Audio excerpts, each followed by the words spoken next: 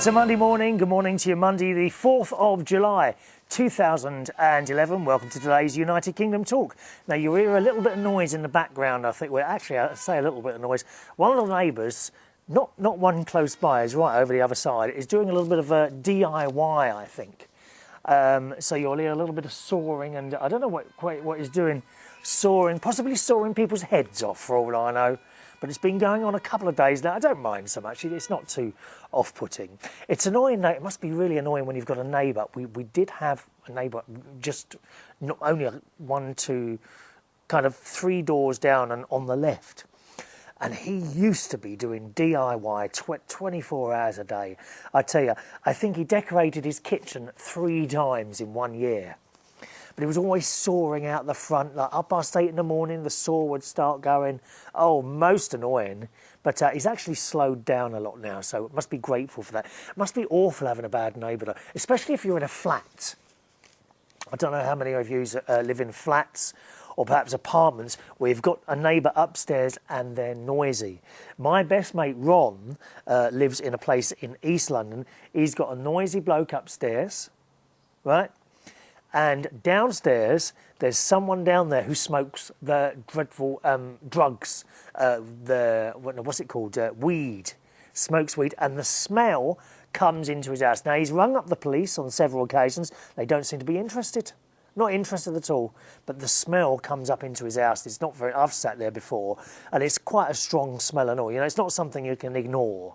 It comes in the windows. Very, very nasty. Have you got good or bad neighbours? Write in and let me know.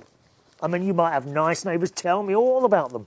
My email address is chris@unitedkingdomtalk.co.uk. Or you might have bad neighbours. Why are they bad? Do they park across your driveway? Do they make noise upstairs? Are there comings and goings at all hours? Let me know. My email address, chris@unitedkingdomtalk.co.uk. Quite a nice weekend, really. Had a very nice Sunday indeed. And tonight, of course, Monday night, we're doing the karaoke tonight. If you're around in London, in the Hammersmith area, join us for karaoke at Belushi's in Hammersmith tonight, and indeed every Monday night from 9 o'clock. Be nice to, and if if you've never met me before and you come along because of this, please come up and say hello. Don't be secretly sitting there in silence, looking at me in awe and wonder. Please do come up and say hello. And the cat is already in position. She literally sat here as soon as I sat down and jumped up on my lap. Didn't you, Katie, this morning? Eh? Purring away. Can you hear the purring? Hang on. No, it's a bit quiet, actually. We need more food for louder purring. Some emails then. Hello to Zana, who says, hello, Chris. You should do 4 shows a week, and that's from my favourite milkman. I'm not quite sure who you are. Whereabouts are you, Mr. Favourite Milkman? I'm dying to know. 4 shows a week. We've actually been doing 7 for a couple of weeks. This wasn't actually the intention. It's just kind of happened, you know. 10-minute shows are so easy and nice to do, really. And I think it's quite nice to have a little friendly face, perhaps once in the morning, you know, or whatever. And for 10 minutes, you know, so much easier to watch than the hour shows, I suppose I did. So thank you for that. So whereabouts are you, Mr. Milkman? Do let me know. Hello to Duffy512, sends in this via YouTube, who says, Chris, how long does it take you to upload a 10-minute show to YouTube? About 5 minutes, actually. I've got a very fast connection. I've got 5 meg going up and 50 meg coming down. I'm with Virgin Internet here in the UK. And it's a very, very reliable...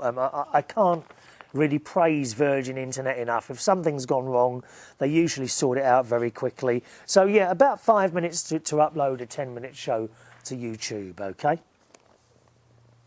Hello to someone new, Matty Birdie Bird Yo-Yo. Honestly, that's his YouTube name, Matty Birdie Bird Yo-Yo. Great name, who says, love the show, Chris. Do you record these on the day before they are released? Yes. Yes, they're normally recorded the day before, OK? Occasionally, if I haven't had time to record one the day before and I've got time in the morning, I'll record one in the morning and get it up as quickly as possible. Otherwise, if I haven't done it by the morning, then there's no show that day, OK? There's no, like, schedule that it will be there at that time on that day. But I do try and get the show up for first thing in the morning. So if I record it the afternoon before or the morning before, then I kind of release it just after midnight on the next day. All right, Matty, thank you. He also writes this letter. Hello, Chris, how are you? I have recently, oh, you're in Dagenham, won a yo-yo tournament in Dagenham. I beat a boy of tremendous skill, Ryan, and another boy called Stephen. I won a total of £300. That's not bad for just doing a yo-yo up and down, is it? You must be very good at it. And as kind-hearted soul I am, I gave it to my much-loved mother, Jane. Oh, that's nice. Hello, Jane. Make sure you play this to Jane. Jane, are you going to become a regular person? Matty, eh? Is your mum going to become a regular viewer? Hello, Jane. I can see you, Jane. I can see you. Anyway, I'm emailing you because I was wondering if you've ever been to Albania, as I'm going on holiday there in the summer.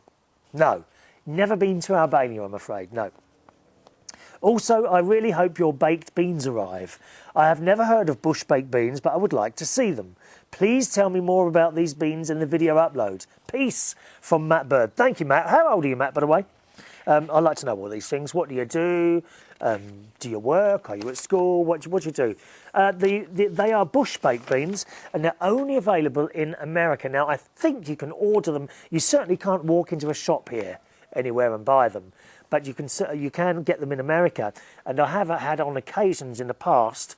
Suko actually have sent me some beans before, and Joy has sent some beans to me, but this is like 2 weeks ago now, and they haven't got here yet. So I've got this feeling that they've got lost. Although there's always hope, Matty. Okay, so that's bush baked beans. If they arrive, I will show you the can on here. Okay. Hello to someone else on YouTube, the Benjamin Infinity, who writes, "Hello, Chris Reardon. Keep up the good work. Excellent stuff." Thank you very much, Benjamin. That's a nice little comments now and again. Wonderful. And a nice long email here from Fag Ash Lil, who says, "Saw this the other day, but I forgot to send it. I've been using bicarbonate of soda," because we were talking a few shows back. I bought some bicarbonate of soda to clean some cups out. "I've been using bicarb to clean my cups, teapot, fridge and teeth for years." Really? What do you do? Do you put your teeth in the glass and just sprinkle it on, or what? She says it's fantastic, though. It can taste a bit grim on your teeth. In fact, it's so good at cleaning them that it's one of the major ingredients in whitening toothpastes. If you have really stubborn stains, I suggest you wet the end of a cotton bud, dip it in the bicarb and scrub away.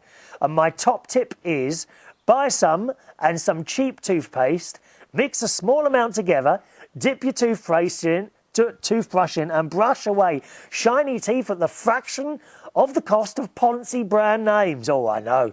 There are some very expensive toothpaste out there. Is it Arm and Hammer? Is that or Hammer and Arm, something like that? That's a really expensive one, isn't it?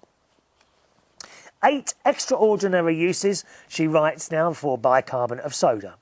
Bicarbonate of soda is not for just baking once a year. We've found 8 incredible uses that are easy peasy. Get ready to fish yours out at the back of the cupboard, because bicarb is a kitchen godsend. And what sort of godsend is it, boys and girls? Well, you're going to have to wait till the next show, because that's quite a long email. Okay, 8 uses for bicarbonate of soda coming up in the next show. And just before I go here, there's an email here from Joy, and I can't remember whether I read this out or not. So here we go, Joy. "Hi, Chris. In regards to the price of pizzas when you go out for them, because I told you I'd been going out to Pizza Express with my best mate Ron when I have a night off, and it's like 40 quid. You know, for a night out and you know, how long are you in the restaurant? 45 minutes, and it's just, to me, it's just not worth it.